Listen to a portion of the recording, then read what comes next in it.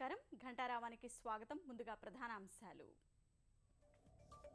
పరిశుభ్రతతోనే ప్రజారోగ్యం ప్రగతి సాధ్యం. అంటువ్యాధుల్లేని రాష్ట్ర నిర్మాణానికి కృషి చేయాలని సీఎం పిలుపు.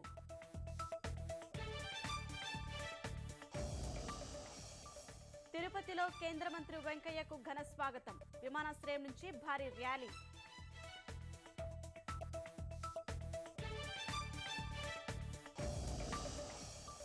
రాష్ట్ర దేవాలయాల వివరాలతో ప్రత్యేక వెబ్సైట్. పాలనలో మరింత పారదర్శకత తీసుకొస్తామన్న మంత్రి.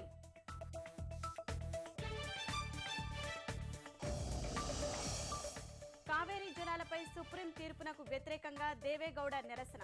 కర్ణాటక విధాన సౌధ వద్ద నిరవధిక నిరాహార దీక్ష.